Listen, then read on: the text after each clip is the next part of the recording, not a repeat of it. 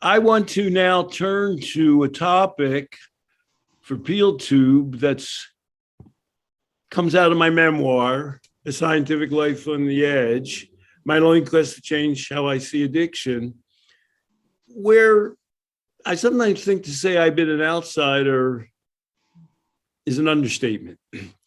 And I've not only been, let me give you one example of where somebody from the disease theory tried to humiliate me in a massive public way. I lived in New Jersey for 30 years, and I was completely banned from the addiction discourse in the state. There's a state drug, and it turns out gambling agency. In the early 1980s, the National Institute on Alcohol Abuse and Alcoholism had a conference about addiction, and I did a keynote debate with James Milham about the disease theory. He's a genetic arguing guy. After I dismantled Milham, the first person to rise from the audience, this is a packed auditorium with the leading figures in the alcoholism field. And he gets up. I didn't recognize him. He was the head of my New Jersey State Agency for Alcoholism. And he said, I never thought I'd see the day when Stanton Peele from my state would come and be given a place of respect at the NIAAA. I find it a total embarrassment. So here I am on the podium debating Milham, and the first person in the audience gets up to say, I shouldn't be there, and it's a humiliation to the state that I was there. So I've had a couple of experiences like that. I didn't know him. And I guess I didn't really, I knew that the state of New Jersey wasn't contacting me to do any presentations, but I didn't really know how much he hated me. That he's sitting around thinking, he knew me and was sitting around thinking about me. It's almost flattering. I dealt with it okay. I survived it. That's part of what my memoir is about. And New Jersey was a pioneer in combining alcohol and gambling services. And why I find that ironic is, you have to do some tinkering with the AA model to get over to gambling. You can sort of, as they would say, well, I was predisposed genetically or some other way, that as soon as I touched alcohol, I was going to go haywire. It's a little harder to say that around gambling. Mm-hmm.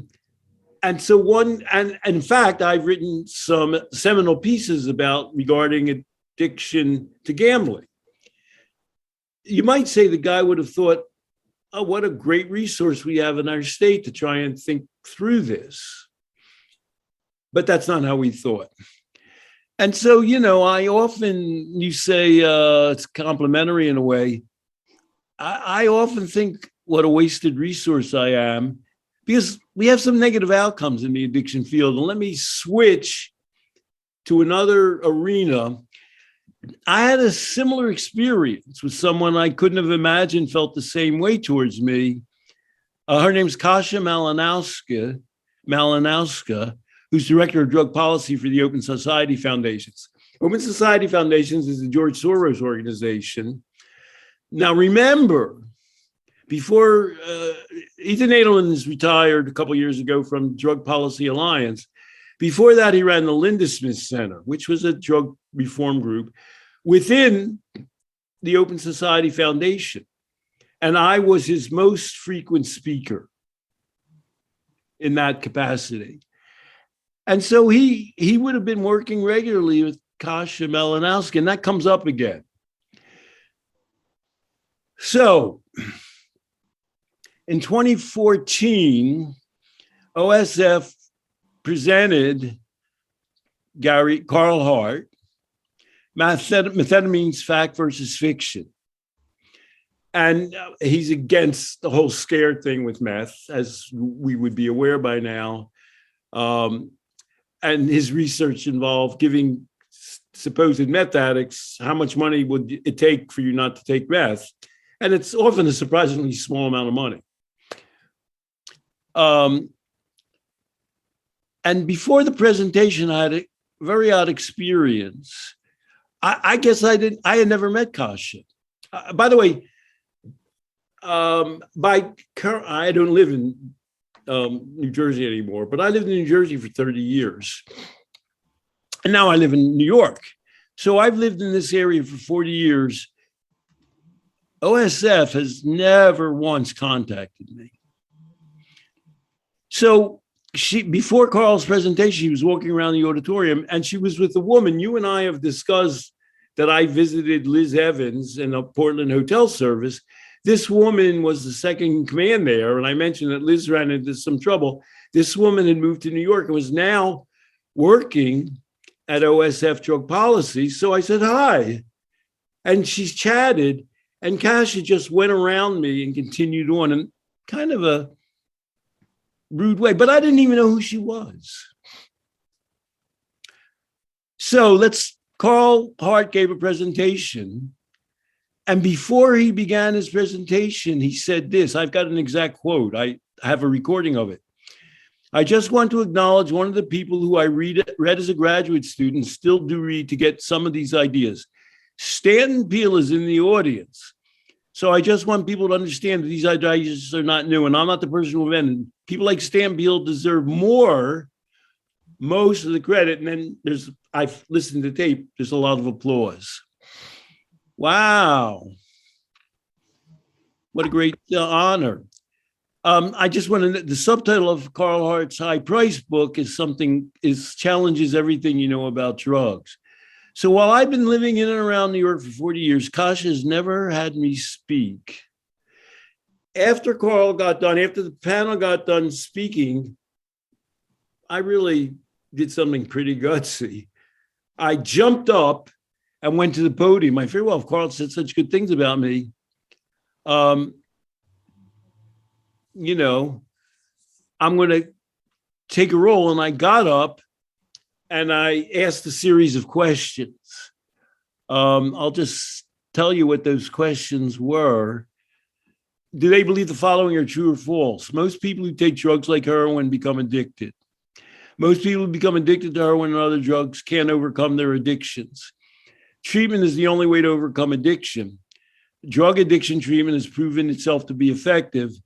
Anyone can become addicted, and their social conditions have no impact on whether those who use drugs become addicted to them.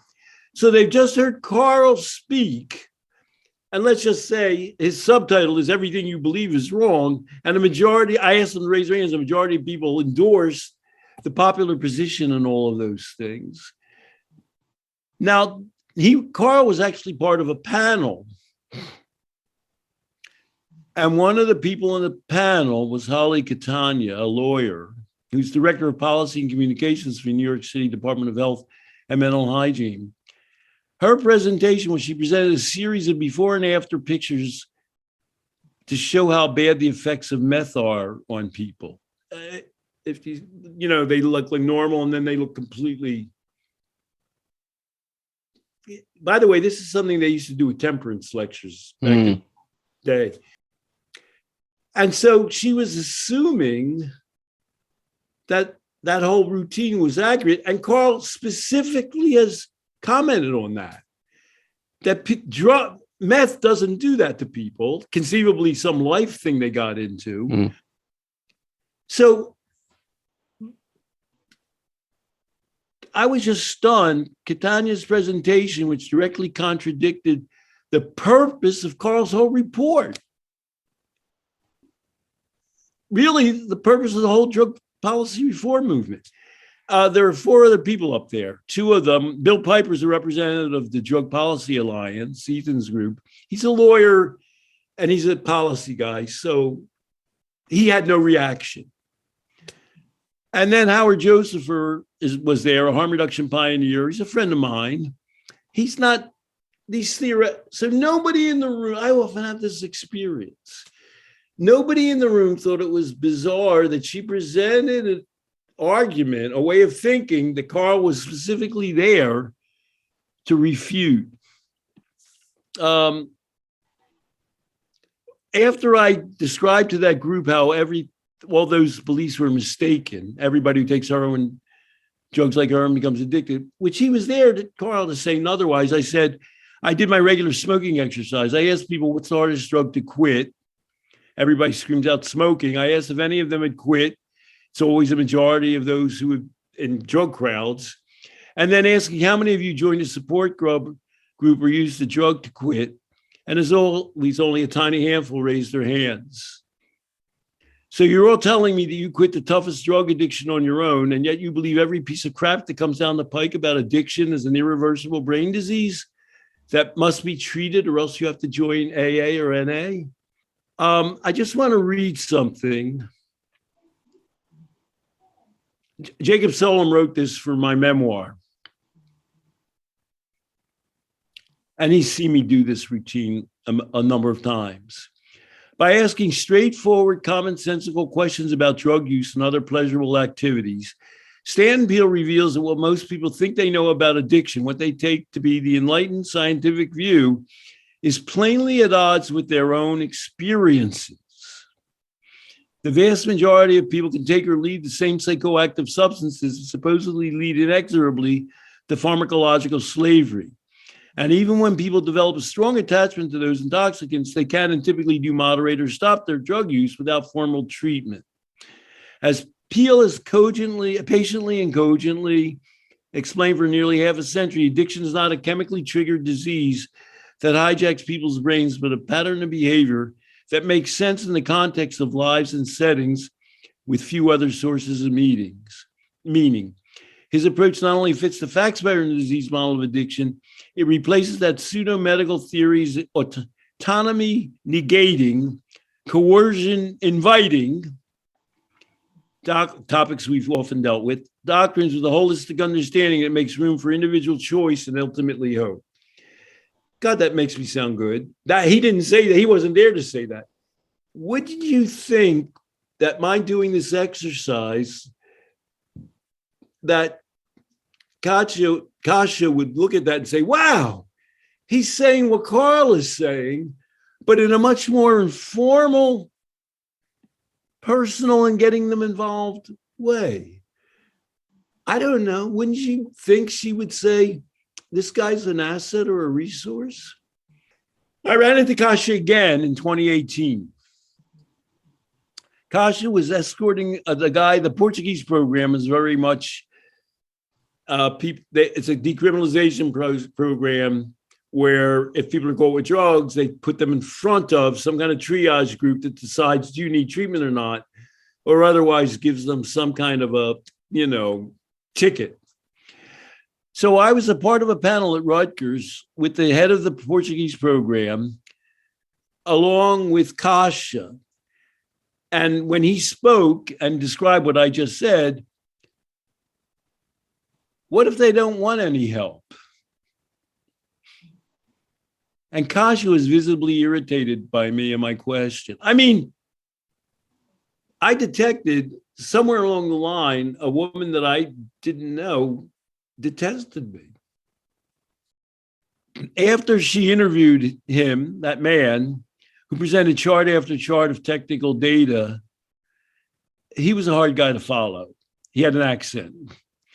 I rose to speak. As soon as I rose to speak, Kasia conspicuously stepped down from the stage, sat on the front row, and worked on her iPhone throughout my presentation. So along the way, I did one of my exercises. The vast majority of people who use these opioid drugs are not addicted, which is Carl's point.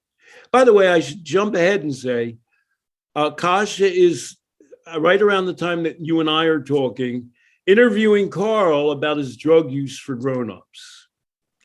So at this presentation, I was making in 2018, which is some time ago now, the point that Kasia is going soon to be making in a public forum with Carl Hart.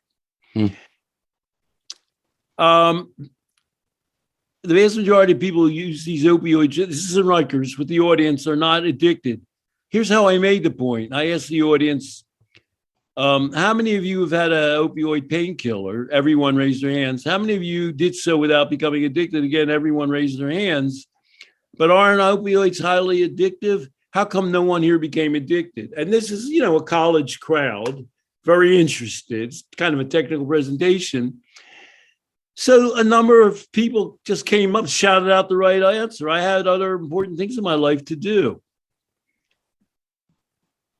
So I'm making the same point that ostensibly Kasia is going to be making with Carl Hart.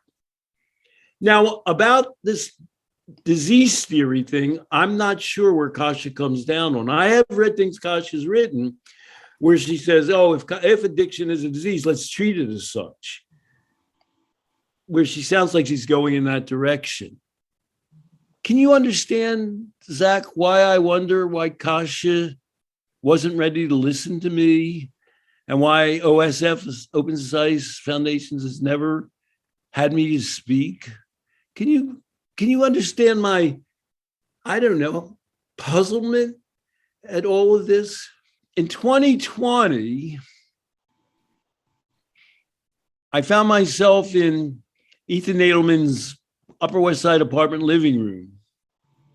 Ethan was the head of the Drug Policy Alliance and regularly worked with Kasia because it was still under the umbrella of Open Society Foundations. And Ethan was lying on his sofa in a very relaxed mood. And he said, Stan, there's something you need to know about Kasia. Her husband is one of the leading AA advocates in Poland. And I've even been in some group discussions and committees with him where I've had to call him out on it.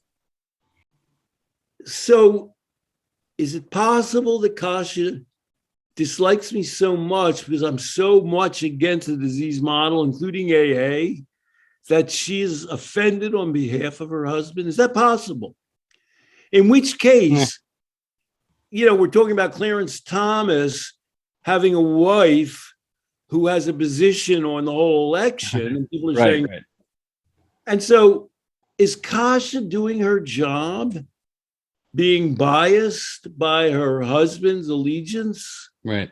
I mean, so you're saying she would be sort of constantly offending her own husband. She wouldn't have to be offended for him because of you. There's something deeper. Yeah. She wants to protect her husband, or she's not going to go with my point of view because her husband opposes it. No, I thought you were saying there's something deeper than that. It wouldn't be just because she opposes her own husband's point of view, or at least she says. No, I don't believe. That's in other words, that's complex. In other words, when he's defending AA, she's thinking, is that really how I want to go? Right. That's complex. I don't know the answer to that one. But I have actually asked Kasia about all this. I don't have a relationship with her. I had a relationship with Ethan. But in other words, what I'm asking is, for one reason or another, due to her husband, is she failing to call on me as a resource? And during the course of the time that Kasia has been working at OSF, the annual rate of drug deaths has quintupled. And in this century, 900,000 people we're approaching deaths from drugs. Is it possible that Open Society Foundations is lacking to take my point of view in, despite what might be called a massive failure of what's going on? Whew. I mean, you wouldn't think she'd be up for talking with some of the players that she's been on panels with or talking with or worked with, if that were the case. Like, why team up with Carl Hart? Why do, if that's her bent on things? Maybe she doesn't like your delivery. I hope they'll get a chance. Carl and her will get a chance to hear this before they talk. You and I have had subsequent discussions where Carl Hart comes out in the disease theory. You've been caused to reflect more on that. Mm-hmm. My point of view is he doesn't focus on that exactly, but all of his work, obviously, that's where it doesn't support an irremediable brain disease that makes you do things. Right. That, giving people money not to take meth, that's not a brain disease model. So I don't remember now how I brought this topic. I brought this topic up several times with Ethan, which is why, Stan, and there's something about Kasia I need to tell you. I thought that was a generous gesture on his part to help explain why it was that Kasia Malinowska hates me when I seem to be a possible resource for her. So I got an email from Kasia this year. My husband has never gone to AA meetings in Poland nor here in the US. With best wishes for a happy 2022, Kasia. Do you have any reaction to that little email? Hers that says that denies her husband has ever gone to AA meetings. Do you have to have gone to AA meetings to push it? That was my initial response. Like, I don't personally believe I didn't think he was an alcoholic. The way right. Ethan expressed it as being a supporter of AA, I thought it was like I didn't right. think he went to AA meetings as an AA guy. That's a politician's answer. He's answering a non-question or what. Right. So I wrote back. I'm going to jump ahead, and if I asked you, she wrote this to me in my personal email. I read the entire email. I'm going to tell you what I responded. Would you imagine I've had much more correspondence with Kasia? That's a crazy question. I haven't heard from her. Thank you for being so direct and forthright. It speaks well of the Open and Open Societies of Society Foundations. I have a few questions to ask you. What is your husband's name and position? I have 10 questions. What involvement has he had with OSF? Because I'm asking a kind of Clarence Thomas question. I mean, does your husband have anything to do with OSF, or how does he, all of this was very suggestive. Ethan saying, well, I've been on boards with him. What's that about? I don't know the answer to that. In this connection, has he ever participated in any deliberations with Ethan? And I wrote what my understanding of it was. I thought Ethan had told me that he had disagreed with your husband around AA and the disease theory in some kind of a deliberative group. That's how I thought, what I thought Ethan told me. And now I'm fact checking. Has he expressed an opinion on the disease theory of addiction alcoholism? Can you briefly state your own opinion on the disease theory? You have never had me allow me to speak at OSF, although some regard me as a seminal source in the field. And then I quote Ethan. Here Ethan says I was a formative figure in his own views on addiction. To which he said, the second book that really made an impact on me was Stanton Peele's book, The Meaning of Addiction. So, I'm thinking about Ethan is on these boards with Kasia. Have they discussed me? Has Ethan ever said, Stanton Peele really influenced my basic views on addiction, which is what Ethan has said publicly. And Kasia still thinks, screw Peele. I'm not going to have him on. And why is that? So here's my next question. Why have you never had me to speak at OSF? Have any of your staff ever brought up the possibility of my speaking at OSF? Because I have talked to parties who work at, that woman who I knew, who I spoke up at Portland Hotel Services. There are people at OSF who work in that department who know about me and the value of my work. What was the gist of that discussion? You're talking with people like possibly that woman. Is it too much work for you to address these questions in writing? Please call me to discuss them, and I give her my phone number. Thank you for your continued openness. Well, and I think your phone's probably been ringing off the hook. I've said this already. I marvel at the acknowledgments I've gotten, like from Ethan, and the resource I've been. Nobody thinks we're doing well with drugs right now. Mm-hmm. There's no human being in the universe who can say, "Oh, we've really improved the mix." I can't. I don't. DPA was created at the very turn of the century, 2000, with Ethan as the head. It's been a rocky road for, DPA can argue it would have been a million times. It couldn't be a million times worse. It might have been even worse without us. But people can't, even if they find me a little prickly or hard to react to, they can't think of employing me as a resource in this environment to open up the discussion. So I'm offering this is Peel Tube. I'm talking about, apropos of my memoir, the life I've led. And in light of the upcoming talk, which, I'm interesting to see how Kasia deals with the person who says, well, I take heroin. It's fine. And most drugs are fine. I don't think at this point in time, Carl's going to bring my name up again, as he did the first time. But I'm in this little commentary, I'm throwing myself in the mix.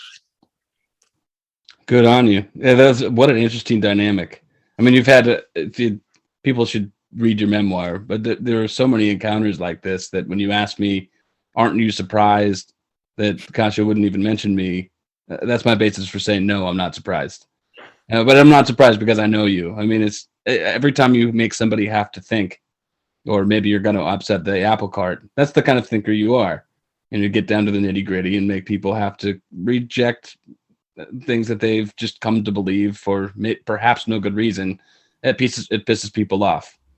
And a word that you could use is confrontational. We could ask the question. We both, like Carl, you would have a good relationship.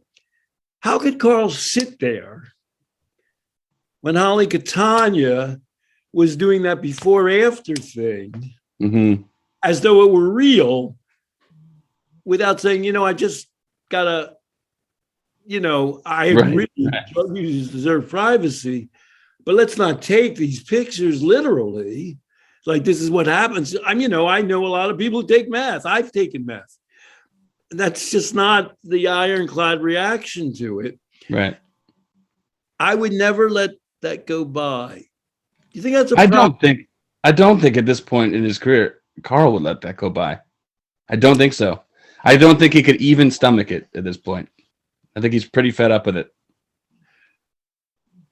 Well, I think Carl has burned a few. Well, Carl, when Carl, I knew what the book was going to be about. You did too. Mm-hmm. I thought, I wonder how they're going to deal with this at Columbia University. Right. I don't think he's gotten money from the National Institute on Drugs. I don't think Nora Volkow is going to be inviting him there anytime soon. I don't think that's happening. Yeah. And, I assume Kasia is going to come out all right about this. I'm assuming Kasia is going to take a position. She's not interviewing him to argue with him. She's going to make that point, but it's still, going to be controversial. It'll be interesting to see how she handles it. Yeah, well, another good one. Thank you very much, Stanton. Thanks for your help, Zach. Au revoir.